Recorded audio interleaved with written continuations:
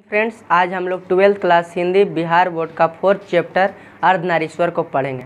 अर्धनारीश्वर का अर्थ होता है दोस्त, अर्ध के मतलब आधा, नारी का मतलब स्त्री, स्वर के मतलब पुरुष। वो शंकर और पार्वती जी वाला रूप आपको स्क्रीन पर दिख रहा होगा, जिसमें आधा शंकर जी हैं, आधा पार्वती जी। चैप्टर स्टार्ट करते हैं। अर्धनारीश्वर शंकर और पार्वती का कल्पित रूप है। तो शंकर और पार्वती जी का स्क्रीन पे आपको फोटो दिख रहा होगा, जिसका आधा अंग पुरुष का है और आधा अंग स्त्री नारी का होता है। जैसे आधा शंकर जी का है, आधा पार्वती जी का। एक ही मूर्ति की दो आँखें हैं, एक रसमयी और दूसरा विकराल। एगो गुस्सा करे वाला आँख है शंकर जी का, तो गुस्सा वाला आदमी है, और पार्वती जी रसमयी उनका। एक ही मूर्ति के दो भुजाएं, एक त्रिशूल उठाए, दूसरी पहुँची पर चूड़ियाँ और उंगलियाँ अलकलत से लाल। मतलब एगो त्रिशूल उठाए ले, कौन त्रिशूल उठाए हुए हैं? शंकर जी, और दूसरी चूड़ियाँ पहन ले हैं। एवं एक ही मूर्ति के दो पाँव हैं, एक जरीदार साड़ी से आवृत, दूसरा बाघंबर से ढका हुआ। मतलब एगो साड़ी पहन ले आधा में, एक पाँव में साड़ी है, दूसरा पाँव में बाघंबर। शंकर जी का वो अथी वाला नहीं रहता है, हाँ, शेर वाला, वो बाघंबर होता है, बाघ के अंबर।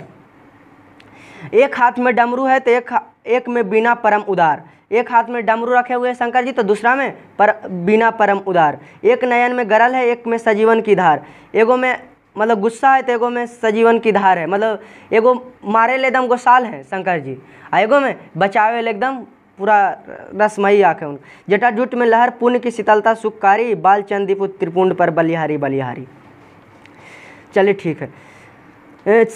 स्पष्ट यह कल्पना शिव और शक्ति के बीच पूर्ण समन्वय दिखाने के लिए निकाली गई होगी। मतलब इन दोनों के बीच, शिव और शक्ति के बीच पूरा समन्वय दिखाने के लिए ये जो कल्पना है निकाली गई होगी, किंतु इसकी सारी व्याप्तियाँ वहाँ तक नहीं रुकती। अर्धनारीश्वर की कल्पना में हम कुछ इस बात के भी संकेत है कि नर नारी पूर्ण रूप से समान है। मतलब ये अर्धनारीश्वर का जो पूर्ण रूप है, मतलब इसमें नर और नारी में कोई भेद नहीं है, दोनों समान हैं। उनमें से एक गुण दूसरे के दोष नहीं होते।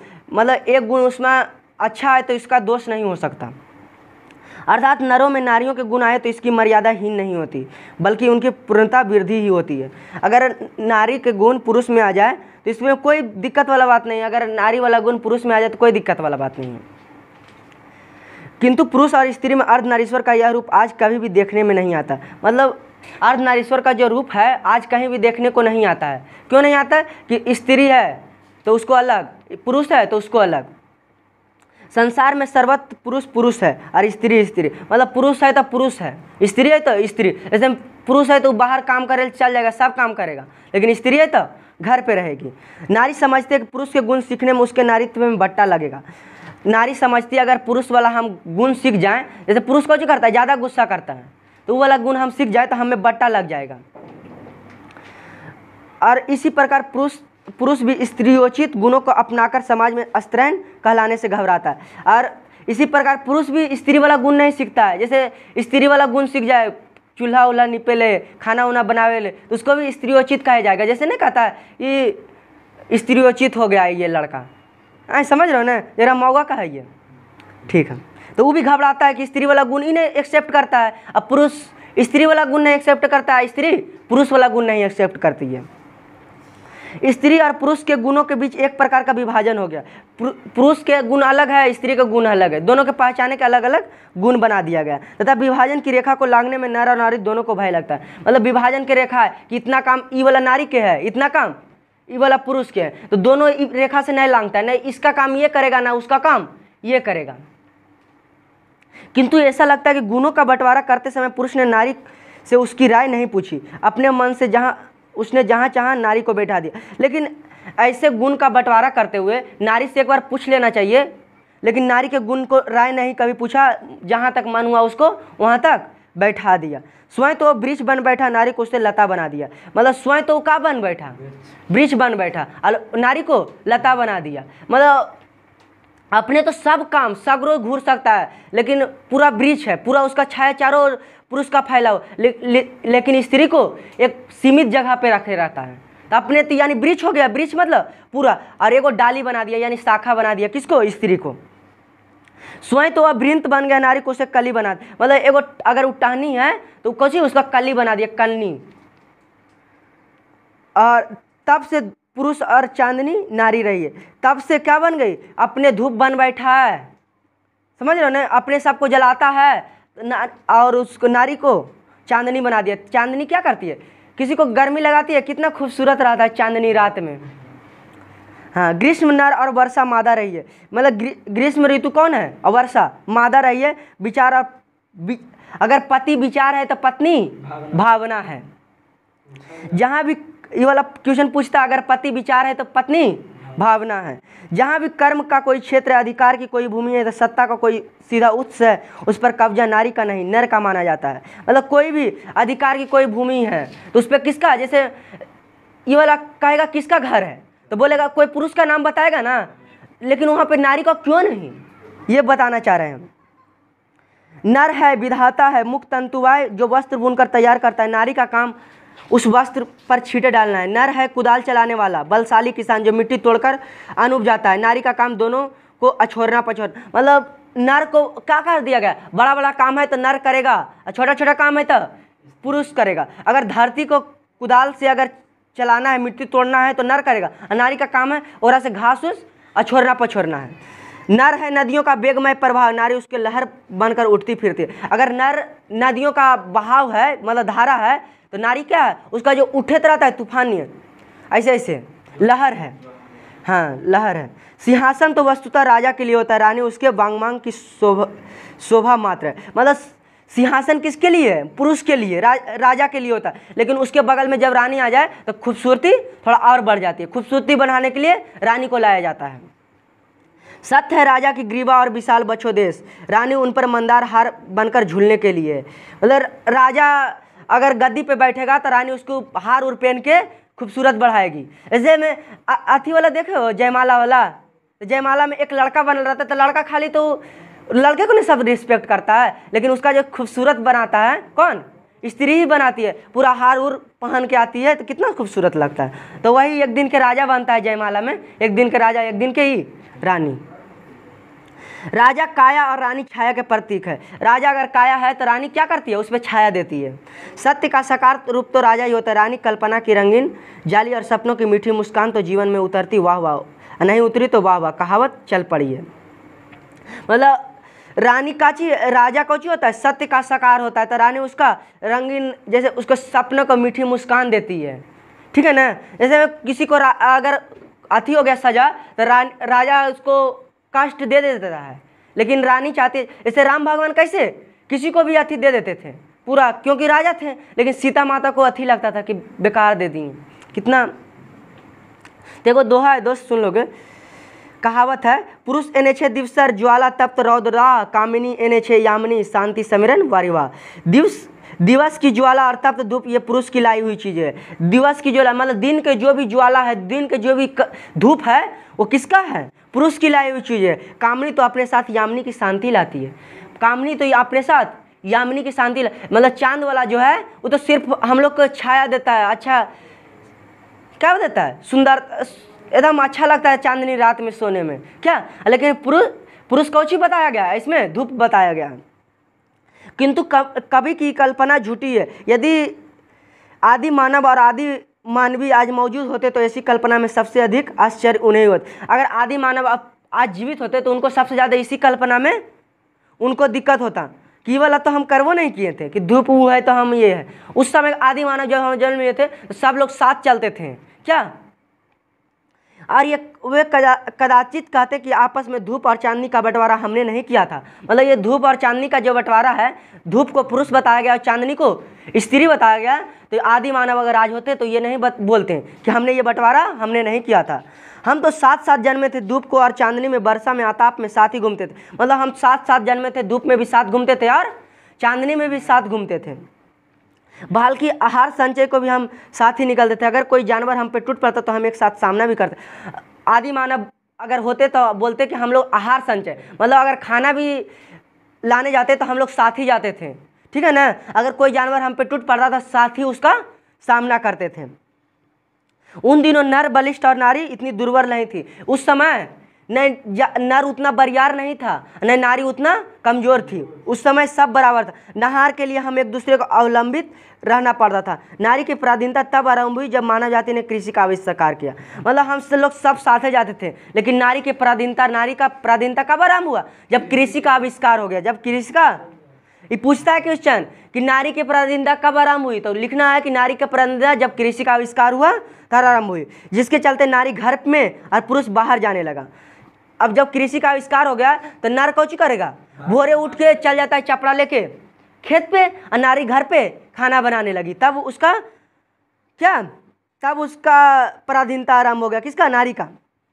यहाँ से जिंदगी दो टुकड़े में बट गई। यहाँ से जिंदगी दो टुकड़े में बट गई। घर का जीवन सीमित और बाहर का जीवन निस्सीम होता गया एवं छोटी जिंदगी बड़ी जिंदगी के आधिकारिक अधीन होती चली गई। मतलब जे एगो दूगो अलग हो गया, एगो घरे में रहे लगा, एगो बाहर काम करे जाए लगा। घर में कौन रहने लगी? स्त्री। अब पुरुष बाहर खेत पे काम करने जाने लगा। यहाँ पर से बंटवारा हो गया। उसका जो बड़ा जिंदगी किसका है? पुरुष का। और छोटा जिंदगी स्त्री का। नारी की पराधीनता का यह संक्षिप्त इतिहास है। मतलब छोटा इतिहास, संक्षिप्त इतिहास कृषि के आविष्कार को ही माना जाता है पराधीनता का इतिहास। नर और मादा पशुओं में भी थे, पक्षियों में भी, किंतु पशुओं और पक्षियों ने अपनी मादाओं पर आर्थिक परवरसता नहीं ला दी। मतलब स्त्री और पुरुष खाली हम मनुष्य में ही नहीं है, इस कच्ची में भी है, पक्षी में भी है, पशु में भी है, लेकिन उसने अपनी मादाओं पर आर्थिक परवरसता नहीं ला दी कि हम घरे बैठ के रहेंगे। पक्षी ऐसा नहीं करता कि तुम घरे बैठल रहो, घोंसला में रहो, हम खाना लेके आते हैं। वो दोनों साथ साथ खाना लाते हैं। लेकिन मनुष्य की मादा पर यह पराधीनता आप से आप लद गई, और इस पराधीनता ने नर और नारी को सहज दृष्टि भी छीन ली, जिससे नर पक्षी अपनी मादा को या मादा अपने नर को देखती है। मतलब ये वाला मनुष्य कितना है कि खाना लाने जाएगा पुरुष और घरे में खाना खाएगी स्त्री, लेकिन पक्षी में क्या होता है? सब दोनों साथे जाती है, साथे आता है, खाता है, खाती है। कृषि का विकास सभ्यता का पहला सोपान था, किंतु इस पर पहली सीढ़ी पर सभ्यता ने मनुष्य पर भारी कीमत वसूल कर। कृषि का विकास तो सभ्यता का पहला सोपान था, मतलब पहला सीढ़ी था मनुष्य के विकास के लिए, लेकिन इसने अपने आप को क्या कर लिया? पहली सीढ़ी पर मनुष्य ने भारी कीमत वसूल ली। मतलब ये आया तो ठीक, लेकिन अपना कीमत वसूल कर लिया। मतलब एक जिंदगी को दो में बंटवारा कर दिया। आज प्रत्येक पुरुष अपनी पत्नी को फूलों से आनंदमय भार समझता है।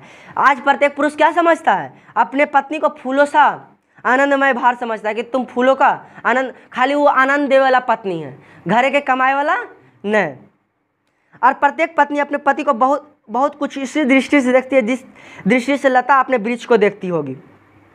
मतलब जैसे पत्नी भी अपने पति को उसी दृष्टि से देखती है जैसे वृक्ष अपने लता को देखती है। वृक्ष अपने लता कैसे देखती है वृक्ष को? कि नीचे से वो खाना देगा ना, नीचे से पानी टानेगा ना, तो हमको भी मिलेगा। अगर पेड़ टूट जाए क्या हो जाए? अगर पेड़ टूट जाए तो लता भी उसका समाप्त हो जाए, लेकिन अगर लता टूट जाए तो पेड़ समाप्त होने वाला नहीं है। समझ रहे ना? तो पेड़ का है? उसको खाना देने वाला, उसका पालन पोषण करने वाला। किसका? लता का। तो वैसे ही पत्नी भी मान चुकी है कि पति हमारा पालन पोषण करने वाला हमारा पति ही है। इस पराधीनता के कारण नारी अपने अस्तित्व की अधिकारी नहीं रही। इस पराधीनता के कारण नारी अपनी अस्तित्व की अधिकारी नहीं, मतलब उसका अधिकार में अब कुछ नहीं रहा है। जो है जो पुरुष ही है। उसके सुख और दुख, प्रतिष्ठा और अप्रतिष्ठा, यहाँ तक कि जीवन और मरण पुरुष की मर्जी पर टिकने लगे। उसका सुख भी है तो पति अगर सुख है तो उसका में सुख ही है। अगर उसका प्रतिष्ठा है, अगर उसका पति का प्रतिष्ठा है तो उसका भी प्रतिष्ठा है। समझ रहे ना? जीवन और मरण भी उसके पति पर ही निर्भर है। उसका सारा मूल्य इस बात पर ठहरा कि पुरुषों की उसकी कोई आवश्यकता है या नहीं। इसी से नारी पद मर्यादा प्रवृत्ति मार्ग के प्रचार से उठती और निर्वृत्ति मार्ग के प्रचार से गिरती रही है। जो प्रवृत्ति मार्ग हुए उन्हें नारी को गले से लगाया, क्योंकि जीवन से ये आनंद चाहते थे। नारी की आनंद की खान है। मतलब इसमें दो मार्ग बट गया, एक प्रवृत्ति मार्ग, एक निर्वृत्ति मार्ग। अरे बात समझ में? प्रवृत्ति मार्ग वो जो शादी कर लिए, शादी करके अपने पत्नी को शादी करके, देखो यहाँ पे दे ले, प्रवृत्ति मार्ग गृहस्थ जीवन की स्वीकृति का मार्ग और गृहस्थ जीवन को अस्वीकार करने वाला मार्ग। मतलब कई मार्ग है? एक प्रवृत्ति मार्ग, एक निवृत्ति मार्ग। प्रवृत्ति मार्ग जो गृहस्थ जीवन को स्वीकार कर लेता है, गृहस्थ जीवन मतलब जो जैसे शादी कर लेता है। अरे को निर्वर्ती मार्ग मतलब हुआ जो शादी नहीं करता, जैसे मोदी जी, ठीक है ना? वो भी शादी किए थे यार। APJ अब्दुल कलाम, वो शादी नहीं किए थे तो वो निर्वृत्ति मार्ग हो गए। आज जो शादी कैले वो प्रवृत्ति मार्ग। वो क्या चाहते हैं कि नारी को जो प्रवृत्ति मार्ग वाले लोग हैं वो नारी को गले लगाया, और क्योंकि उस जीवन से वे आनंद चाहते हैं, प्रवृत्ति मार्ग वाला जीवन से वे आनंद चाहते हैं। नारी आनंद की खान है। नारी को क्या कहा गया? आनंद की खान बताया गया।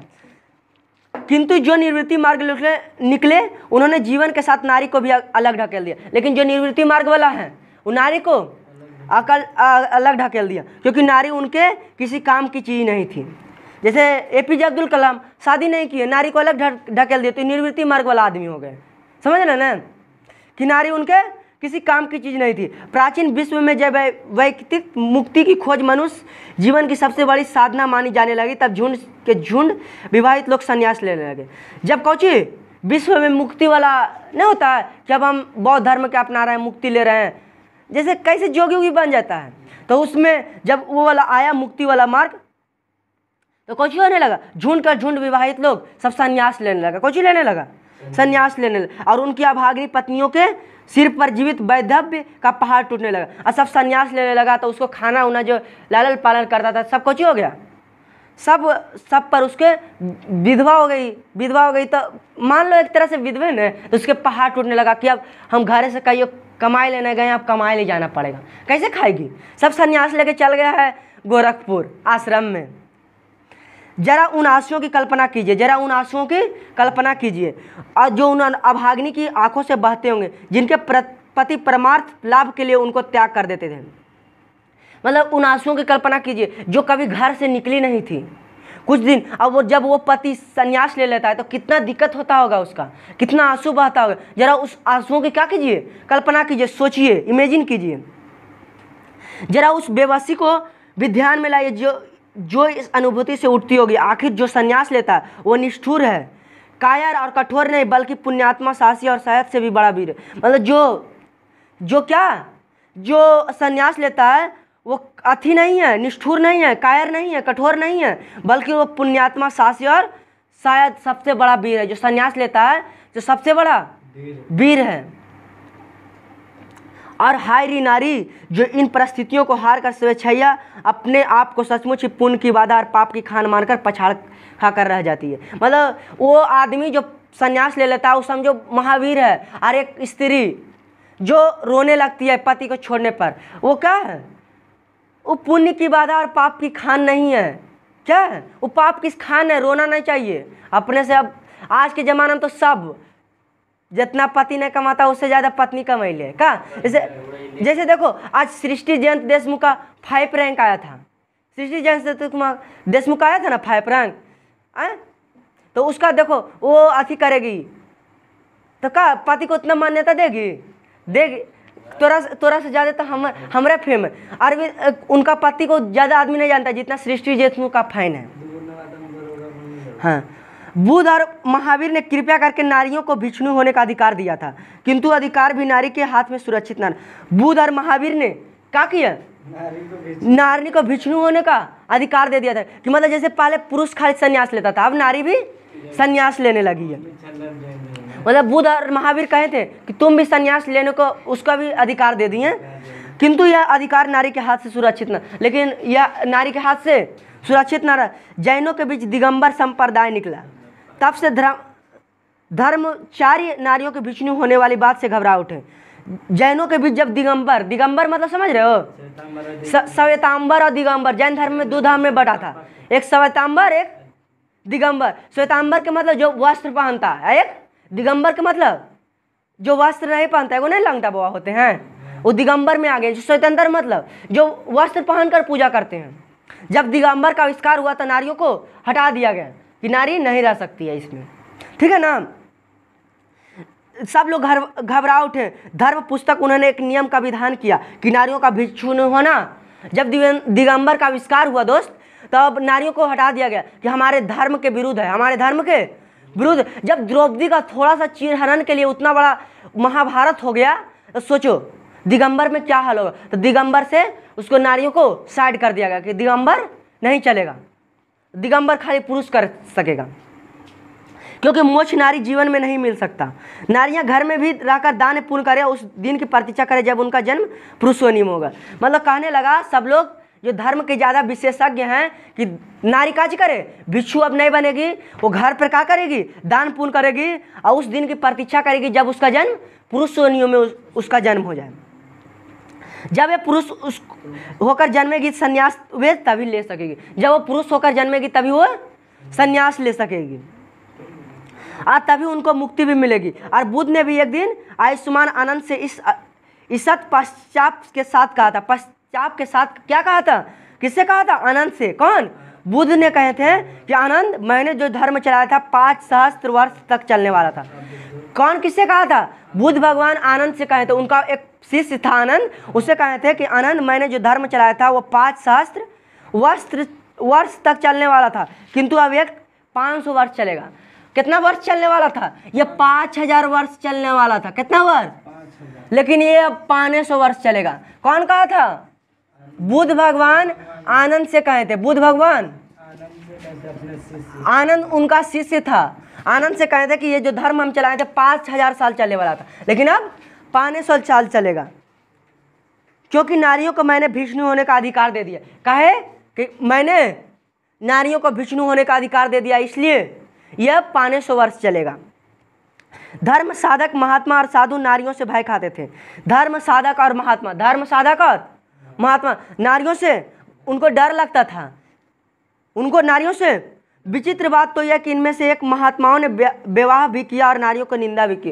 काहे डर लगता था कि हम लोग पत्नी को त्याग दिए हैं, क्या किए हैं, और जब एक वो महात्मा उससे शादी कर लिया तब से उसको दिक्कत होने लगा, उनको भी डर होने लगा कि कहीं हमारा भी शादी नहीं हो जाए, तो इससे डर लगने लगा इसलिए। और नारियों को निंदा भी की कि नारी को क्या होता है, अट्रैक्शन होती है। हाँ, शादी तो हम कभी छोड़ दिए थे, लेकिन नारियों को अट्रैक्शन में आके हम शादी कर लिए। जब से वो महात्मा शादी कर लिया, महात्मा कभी शादी नहीं करता है, समझ रहे हो ना। जैसे आदित्यनाथ योगी, वो योगी जी हैं, शादी नहीं किए होंगे, अगर किए भी होंगे तो छोड़ दिए होंगे। कबीर साहब का एक दोहा मिलता जुलता है, नारी तो मैं हूँ करी तब ना किया विचार, जब जानी परहरी नारी महाविकार। मतलब एगो दोहा है किसका, कबीर जी का। तो उसका विश्लेषण देखो दोस्त। नारियों की अवहेलना हमारे काल तक भी पहुँची है। बर्नार्ड शॉ ने नारी की अहेरिन और नर को अहेर माना है। कौन, बर्नार्ड शॉ। बर्नार्ड शॉ कौन चीज माना है, नारी को अहेरिन। बर्नार्ड शॉ नारी को क्या मानी है, बर्नार्ड शॉ। बर्नार्ड शॉ ऐसे लिखा था दोस्त। बर्नार्ड शॉ नारी को अहेरिन और नर को अहेर माना है।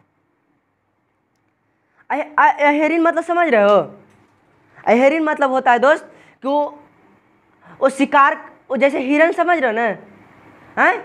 तो अहेरिन है कौन, शिकार करे वाला है, शिकार करे वाला स्त्री है, और शिकार होने वाला पुरुष है, पुरुष है। और यहाँ के सब बकलोल सोचता है कि हम ही शिकार कर लेते हैं, लेकिन अट्रैक्शन के उसके चलते आ जाता है। ठीक है, इसके आगे तो तात्पर्य है कि अहेर को अहेरिन से बच बच कर चलना चाहिए। अहेर को, अहेर कौन है, अहेर पुरुष है, तो अहेर को बच के चलना चाहिए। अगर उसका नज़र में आ गया तो वो शिकार हो जाएगा ऑटोमेटिक, समझ रहे हो ना। और उससे सोचता है कि हमें शिकार किया, शिकार करती है अहेरिन, समझ रहे हो ना। इसलिए अहेर को यानी पुरुष को इससे बच बच के चलना चाहिए। बहुत नीचे के स्तर पर कुछ ऐसी प्रतिक्रिया उन कवियों के भी है जो नारी को नागिन या जादूगरनी समझते हैं। काची, नारी को नागिन या जादूगरनी समझते हैं, ये जादू मार देती है हम पे, तब हम चले आते हैं इसके अट्रैक्शन में। लेकिन ये सभी झूठी बातें हैं। इसकी इजाज़त पुरुष इसलिए करता है कि उनसे अपनी दुर्बलता अथवा कल्पित श्रेष्ठता के दुलराने में सहायता मिलती है। ये सब बात झूठ बात है, लेकिन इसका इजाज़त पुरुष इसलिए करता है कि नारी उसे अपनी दुर्बलता अथवा कल्पित श्रेष्ठता के दुलराने की सहायता मिलती है। मतलब उसको दुलराने के लिए, मतलब उसको प्यार देने के लिए ये सब चलता है। अच्छा, जब इतना ही अहेरिन होती तो खान सर आज तक काहे नहीं थी हुए। बहुत सारे APJ अब्दुल कलाम काहे नहीं हुए, उन्हें पुरुष थे, काहे ना अट्रैक्शन में आए। सबका अपना अपना, ये सब बात झूठ है कि नारी के अंदर आ जाओगे तो अट्रैक्शन में आ जाओगे। असल में विकार नारी भी है, असल में विकार और नर में भी, मतलब दोनों में दिक्कत है, खाली नारी के दिक्कत नहीं है, नर में भी प्रॉब्लम है। तथा नाग और जादूगर के गुण भी नारी में कम और पुरुष में अधिक होते हैं। जादूगर वाला गुण नारी में कम होता है, पुरुष में ज़्यादा वो बीन बजाने की कोशिश करते रहता है पुरुष, नारी तो कम करती है। एक आकेट तो मुख्यतः पुरुष का ही स्वभाव है। इन सबसे भिन्न रविंद्रनाथ प्रसाद प्रेमचंद्र जैसे कवियों और रोमांटिक चिंतकों में नारी का जो रूप प्रकट हुआ उसका भी अर्धनारीश्वरी रूप नहीं है। मतलब रविंद्रनाथ टैगोर, प्रेमचंद्र और कवियों ने जो रोमांटिक बात बोले हैं ये सब अर्धनारीश्वर के रूप में नहीं है। देखो प्रेमचंद्र ने कहा है पुरुष जब नारी का गुण लेता है तो वो देवता बन जाता है। पुरुष जब नारी का गुण लेता है तो क्या बन जाता है? देवता बन जाता है। किंतु नारी जब नर के गुण सीखती है तो वो राक्षसी बन जाती है। किसने कहा था? प्रेमचंद कहे थे। कौन कहे थे? प्रेमचंद। कौन सी कहे थे कि पुरुष जब नारी का गुण लेता है तो वो देवता बन जाता है, और जब किंतु नारी जब नर के गुण सीखती है तो वो राक्षसी बन जाती है। इसका श्रेय ये हुआ दोस्त कि जब पुरुष जो है नारी के गुण मतलब नारी का गुण कैसा होता है? वो कम गुस्सा करती है, नारी कम गुस्सा करती है, वो सबसे कोमल स्वभाव में बात करते हैं तो क्या बन जाते हैं? देवता बन जाती है। जैसे बन जाता है जैसे कृष्ण भगवान सबसे कितना कोमल स्वभाव में बात कर रहे थे, बीन बजा बजा के, बांसुरी बजा बजा के, तो वो क्या बन गए? देवता बन गए। लेकिन वही अगर नारी पुरुष के गुण, अगर गुस्सा करे वाला गुण ले ले, डायरेक्ट गुस्सा आ जाती है तो उसको राक्षसी बन जाती है। किसने कहा था? प्रेमचंद्र ने कहे थे। इसी प्रकार पश्चात जिन्हें ईड़ा के विषय में आदि यह कहा जाए कि ईड़ा वह नारी है जिसने पुरुषों के गुण सीखे, तो निष्कर्ष यही निकलेगा प्रसाद जी भी नारियों को पुरुष के क्षेत्र में अलग रखना चाहते हैं। और रविन्द्रनाथ का मत और भी स्पष्ट हुए, कहते हैं जैसे सब कभी नारी को क्या बताए हैं कि नारी के जब गुण लेता है पुरुष तो देवता बन गया, लेकिन पुरुष जब नारी का गुण ले लिया तो देवता बन गया। लेकिन नारी पुरुष का गुस्सा करे वाला गुण ले ली तो राक्षसी बन जाती। ऐसा देखो रविन्द्रनाथ टैगोर का मत सुनो। सुधु सुधु धनवीर शोभा, सुधु आली, सुधु भालुवासा, सुधु सुमुदर छले, शत्रु भागे माए पलके पलके फुटाए जड़ाए बंके बेंदे, हिंसे केंदे सिवाय सुहागे छेपे चेपे थाके सदा तवे तार सार्थक जन्म की होबे कर्म कीर्ति वीर्यबल शिक्षा दीक्षादार। अर्थात नारी की सार्थकता उसकी भंगिमा के मोह का आकर्षक होने में, केवल पृथ्वी की शोभा, केवल आलोक, केवल प्रेम की प्रतिमा बनने में, कर्म कीर्ति वीर्य बल और शिक्षा दीक्षा लेकर वो क्या करेगी। रविन्द्रनाथ टैगोर का मत है कि उसका क्या है, वो खाली मोह का आकर्षक बनने में है। क्या बनने में? स्त्री सिर्फ मोह का आकर्षक बनने में है। केवल वो पृथ्वी के क्या बना रही है? शोभा बढ़ा रही है। केवल वो प्रेम की प्रतिमा है। कौन ऐसा बोल रहे हैं? रविन्द्रनाथ टैगोर। क्रम कीर्ति या वीर्य बल, क्रम कीर्ति मतलब वो काम करके और ज़्यादा ताकत लेके, ज़्यादा ये सब क्या कर, शिक्षा दीक्षा लेकर वो क्या करेगी? शिक्षा दीक्षा लेकर वो उस साले खाली वो प्रेम के प्रतिमा बन के रहेगी। मेरा अनुमान है कि ऐसी परिस्थितियों की ललनाएं अभी भी बुरा नहीं मानती। सदियों की आदत और अभ्यास से उनका अंत मन भी यही कहता है कि नारी जीवन को सार्थकता पुरुष को रिझा कर रखने में है। मतलब ये जब पुरुष के जीवन को रिझा कर रखने में स्त्री का हाथ है। समझ रहे हो ना?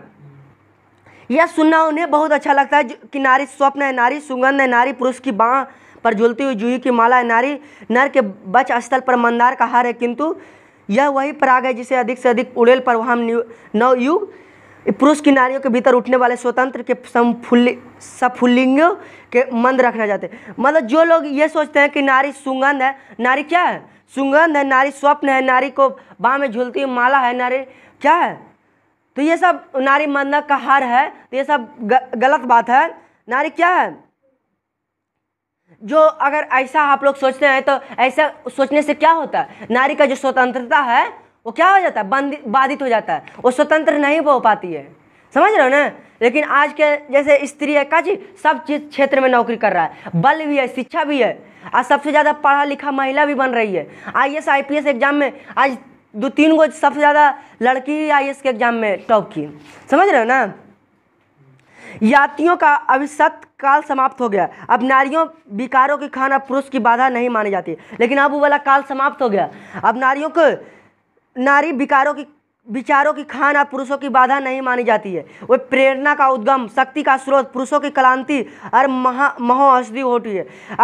अब नारी भी क्या हो चुकी है? नारी भी प्रेरणा का उद्गम। नहीं सोचते हैं आप लोग कि हम भी वैसा बनेंगे जैसा राष्ट्रपति सृष्टि देशमुख बने हैं? आज सबके नारी सोचती है।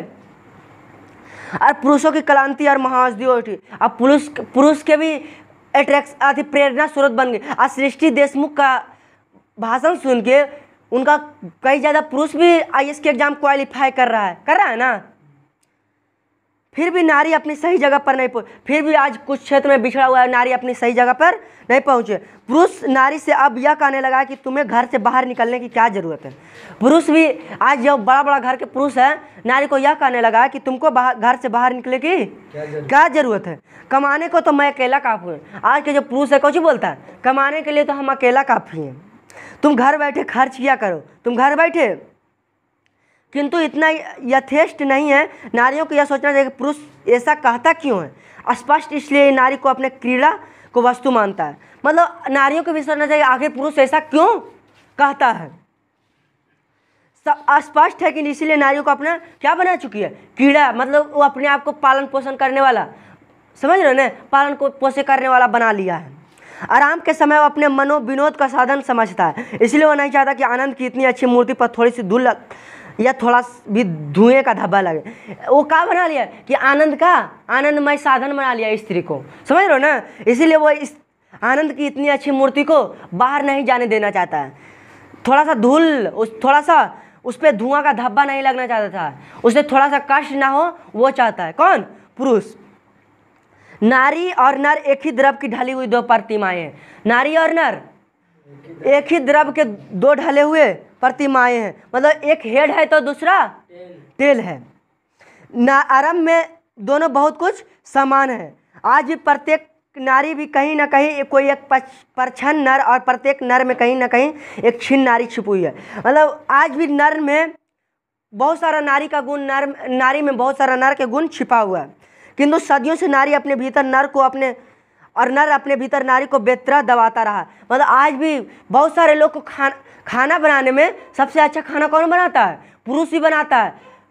चार्ली चैपलिन नाम था, सबसे ज़्यादा खाना बनाने में सिर्फ नारी अच्छा खाना नहीं बना सकती है, पुरुष ही सब अच्छा खाना बनाता है। चार्ली चैपलिन का नाम शायद आया था। तो इसलिए नारी का भी गुण नर के पास है, नर का भी गुण नारी के पास है, लेकिन उसको क्या रखता है? दबाए रखता है। परिणाम यह है कि आज सारा जमाना मर्दाना मर्द और औरतानी औरत का जमाना हो उठा है। ठीक है दोस्त, आज के लिए इतना ही रहने देते हैं।